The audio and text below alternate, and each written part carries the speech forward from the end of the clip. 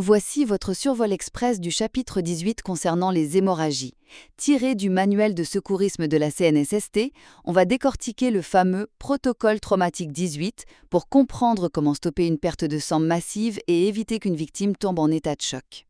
Premièrement, la séquence de base. Ça commence toujours par une pression directe sur la plaie avec une main gantée et une compresse, suivie d'un pansement compressif.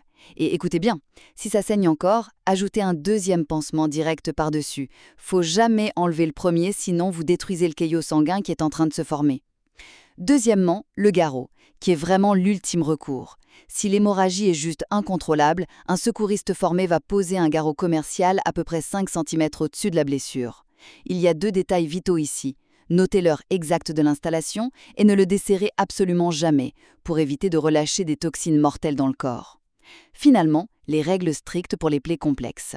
S'il y a un objet planté dans la blessure, on n'y touche pas, on le stabilise sur place. Et en cas d'amputation, mettez la partie sectionnée dans un sac plastique hermétique et hop, placez le tout dans un autre contenant avec de l'eau froide et de la glace pour maximiser les chances de greffe. Bref, face à une hémorragie, réagir vite avec une pression ciblée reste la priorité absolue pour sauver une vie. Alors restez à l'écoute, notre épisode complet sur ce sujet suit à l'instant. Bonjour tout le monde et bienvenue dans notre analyse approfondie d'aujourd'hui. Je suis vraiment impatient de commencer parce que l'objectif de notre session, c'est de plonger au cœur d'un document qui est littéralement vital. Oui, un document qui sauve des vies, tout simplement. C'est ça. On parle de la 9e édition du manuel de secourisme en milieu de travail de la CNSST. Mais attention, l'idée c'est pas de lire tout le manuel des normes de sécurité. Non, ce serait un peu long. Un peu, ouais. On va se concentrer exclusivement sur un segment hyper précis et assez intense, le chapitre 18.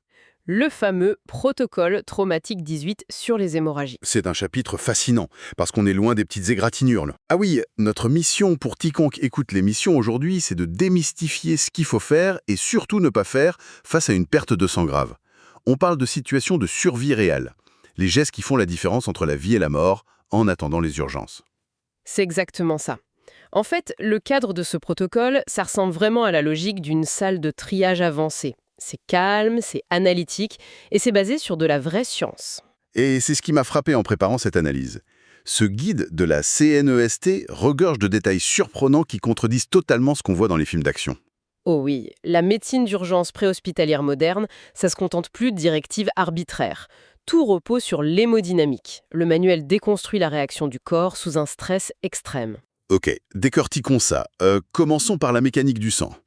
Le guide établit une différence visuelle vraiment frappante dès le départ. Oui, pour évaluer la situation immédiatement. Voilà, imaginez la scène. Une artère est coupée, le sang qui sort est rouge clair et il gicle de manière pulsatile, au rythme des battements du cœur. C'est une perte massive, très rapide. Alors qu'une veine, ça laisse couler un sang plus foncé, rouge sombre, de façon continue. Mais pourquoi cette distinction est si cruciale à repérer tout de suite ? En fait, c'est une question de pression hydrostatique. L'enjeu immédiat derrière une grosse perte de sang, que ça gicle ou que ça coule en continu, c'est le choc hypovolémique. Le fameux état de choc. Exactement. Il faut comprendre que le sang, c'est ce qui transporte l'oxygène et les nutriments. Notre système circulatoire est un circuit fermé sous pression. Si le volume baisse trop, le cerveau le détecte via des capteurs, les barorécepteurs. Et là, le corps panique un peu. Il déclenche une réponse de survie extrême. Il va sacrifier la périphérie. Les vaisseaux de tes bras, de tes jambes, ils se contractent à fond pour garder le peu de sang qui reste pour le cœur et le cerveau. Donc quand on voit une personne blessée qui devient toute pâle, qui a des sueurs froides ou qui est confuse, C'est pas juste l'émotion ou la peur, c'est clinique. c'est le cerveau qui manque d'oxygène. Et un détail super mémorable de nos sources, c'est que les saignements veineux sont en fait beaucoup plus fréquents au travail. Ouais, simplement parce que nos veines sont plus proches de la surface de la peau que nos artères. C'est un peu rassurant de se dire que c'est moins fulgurant qu'une artère, mais l'action immédiate reste vitale pour éviter ce collapsus. Tout à fait. Et l'action immédiate, la séquence d'intervention, elle est standardisée. Ce qui nous amène à la règle d'or du pansement. La première chose à faire, c'est la pression directe. On applique une force mécanique opposée pour bloquer physiquement la sortie du sang. Mais là, il y a un moment AA incroyable dans le texte. L'instinct naturel, si un pansement est plein de sang, ce serait de l'enlever pour nettoyer ou mettre un truc propre. Ce qu'il ne faut absolument jamais faire. Jamais. Si le sang traverse, on laisse le pansement en place. Et on en met juste un autre par-dessus. Pourquoi c'est si strict ? Ce qui est fascinant ici, c'est l'architecture de la coagulation sanguine. Dès que le vaisseau est coupé, ton corps s'active. Les plaquettes s'agglutinent et tu as une cascade chimique qui crée des filaments de fibrine. Ça fait une sorte de filet en 3 dimensions pour attraper les globules rouges. Un filet microscopique. Ouais. Et ce processus, ça prend de précieuses minutes. Le premier pansement que tu as mis, il sert de tuteur, de fondation à ce filet. Si tu retires le pansement, tu arraches tout ce maillage. On ramène tout à zéro. C'est ça, le corps doit recommencer, il gaspille ses facteurs de coagulation et la personne perd encore plus de sang. En ajoutant un pansement par-dessus, on augmente l'absorption sans rien détruire. C'est brillant. Mais tu as insisté tout à l'heure sur un détail crucial. En ajoutant ce pansement compressif, c'est la vérification de la circulation. Très important, il faut vérifier en dessous de la blessure, avant et après avoir mis le pansement. On regarde la couleur des doigts ou des orteils, la chaleur, s'il y a des engourdissements. Pour être sûr que c'est pas trop serré. Exact. Le but, c'est de comprimer la plaie, pas de couper toute la circulation du membre sain. Sinon, on transforme accidentellement un pansement en garrot. Et c'est là que ça devient vraiment intéressant. Le garrot. Dans les films, le héros arrache sa manche, se fait un garrot en 2 secondes et continue à courir. C'est une fiction totale. Le manuel de la CNSST est hyper clair. Le garrot n'est pas une solution miracle de premier recours. C'est une mesure extrême de survie. Exactement. On l'utilise quand la pression directe échoue, quand il y a une imputation majeure ou dans un chaos total avec plein de victimes et qu'on ne peut pas rester appuyé sur une plaie. C'est toxique un garrot, non? On le place à environ 5 cm au-dessus de la plaie, on serre pour écraser les nerfs et arrêter tout le sang. Mais ça soulève une question importante. Que se passe-t-il après ?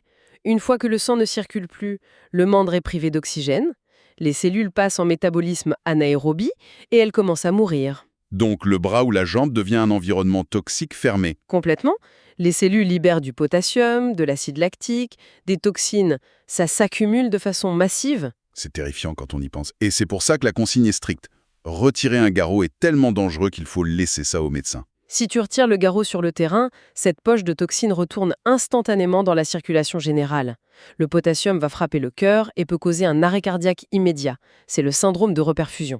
Le geste de vouloir bien faire en relâchant le garrot tue la personne. Souvent plus vite que l'hémorragie elle-même.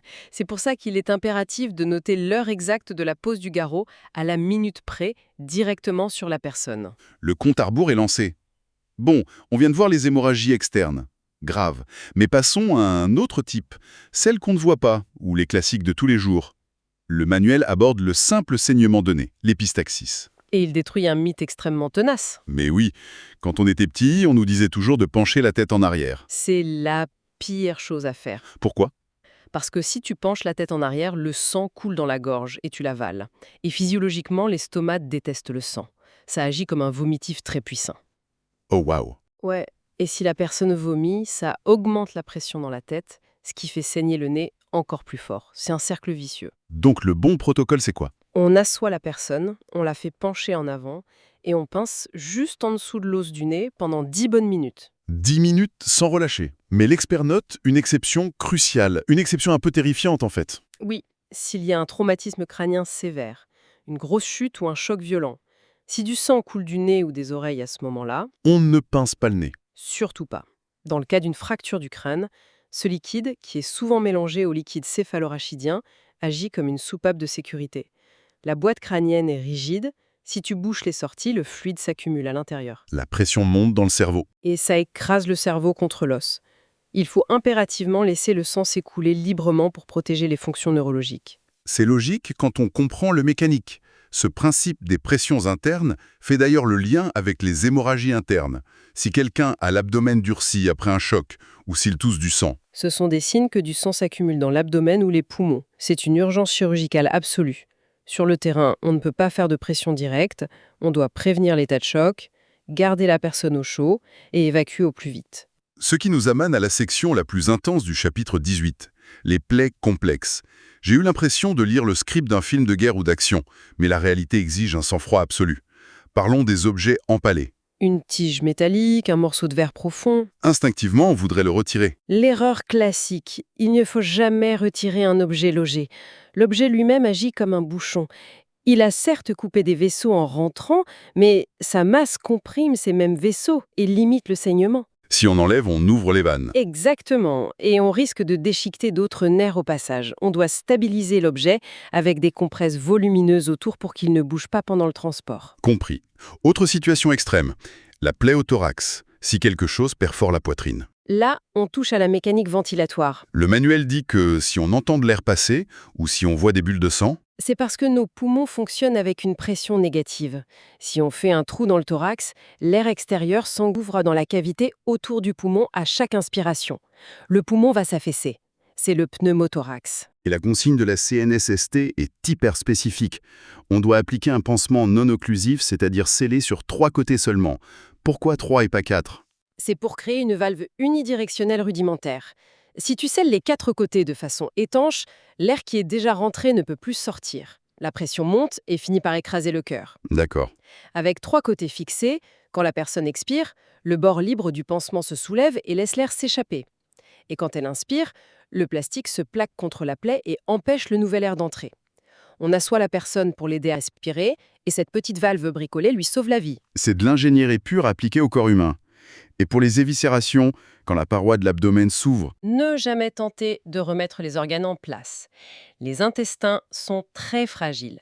Les manipuler peut créer des torsions ou introduire des bactéries de la surface dans l'abdomen. donc on fait quoi? On couvre? On couvre avec un pansement stérile humide ou même de la pellicule plastique transparente propre. L'air assèche les organes à une vitesse folle, provoquant une nécrose des tissus. Ensuite, on met un pansement sec par-dessus pour conserver la chaleur. On protège le tissu des éléments extérieurs. Et ça nous amène au tout dernier point, l'amputation. Si un doigt, une main ou plus est sectionné. L'objectif principal est toujours de s'occuper de la victime d'abord, arrêter l'hémorragie, ensuite le membre. L'expert explique une méthode très précise. La technique du sac dans un sac, C'est crucial pour l'équipe de microchirurgie qui va essayer de réimplanter le membre. On enveloppe la partie amputée dans un linge stérile, sec ou légèrement humidifié avec une solution saline. On met ça dans un premier sac plastique hermétique. et c'est ce sac-là qu'on met dans un autre sac avec de la glace et de l'eau. Jamais de contact direct avec la glace. Surtout pas. Si la glace touche la chair directement, l'eau dans les cellules gèle, ça fait des petits cristaux qui déchirent complètement les membranes cellulaires. Le tissu est mort. Pareil, si on plonge le membre directement dans l'eau claire, l'osmose fait gonfler et éclater les cellules. Le sac dans un sac, ça permet de baisser la température autour de 4 degrés Celsius.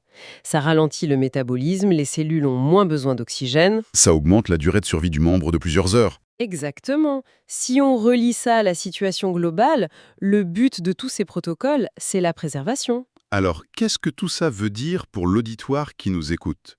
Si on résume cette plongée dans le chapitre 18 de la CNSST, Les règles sont claires. ne retirez jamais le premier pansement, le sang a besoin de coaguler. Le garrot est une question de vie ou de mort, avec un compte à rebours toxique qu'il ne faut pas relâcher soi-même. Penchez-vous en avant pour un nez qui saigne. Ne bloquez pas les écoulements crâniens. Laissez les objets empalés exactement là où ils sont. Et utiliser la physique des valves pour les plaies thoraciques. C'est fou de voir à quel point c'est mécanique. Et c'est là-dessus que j'aimerais conclure. Si on regarde bien le manuel, il détaille toutes ces interventions mécaniques très humaines. De la pression, du plastique, de la glace, des garrots. Oui, on a l'impression d'être des mécaniciens. Mais en réalité, aucun de ces gestes ne guérit directement la blessure. On ne fait qu'une seule chose en appliquant ces protocoles. On achète du temps. Exactement. On achète du temps pour que la cascade de coagulation naturelle et infiniment complexe du corps humain puisse faire son vrai travail. Ou on achète du temps pour que le chirurgien puisse prendre le relais. Donc, le vrai héros, c'est la physiologie. Le système circulatoire a une capacité d'autopréservation absolument fascinante. C'est un mécanisme de survie silencieux, une véritable machinerie de précision que nous portons tous en nous à chaque seconde de la journée. Le secouriste est juste là pour aider cette machinerie à ne pas s'emballer ou s'épuiser. Acheter du temps pour que le corps fasse son miracle. C'est une réflexion finale magnifique. Merci de nous avoir accompagnés dans cette analyse approfondie et d'avoir partagé la science complexe derrière ces gestes qui sauvent. Prenez soin de vous et on se retrouve très bientôt pour une nouvelle plongée dans ces documents essentiels. Les informations présentées dans cet épisode sont offertes à titre informatif et pédagogique seulement. Ce balado ne remplace pas une formation officielle en secourisme en milieu de travail, reconnue par les autorités compétentes. Pour obtenir une certification valide, il est essentiel de suivre un cours accrédité auprès d'un organisme reconnu. Le contenu de ces épisodes est élaboré avec soin, en s'appuyant sur les standards actuels du secourisme et produit avec l'aide d'outils d'intelligence artificielle. Malgré toute l'attention portée à l'exactitude des informations, certaines imprécisions peuvent survenir. Ce balado ne constitue pas un document officiel, reconnu par la CNESST, ni par des organisations telles que Cœur et AVC, la Croix-Rouge ou toute autre autorité réglementaire. Notre objectif est simple, vous aider à réfléchir, réviser et approfondir vos connaissances en secourisme dans un format accessible et complémentaire à votre formation. Merci d'être à l'écoute et surtout, continuez à vous former.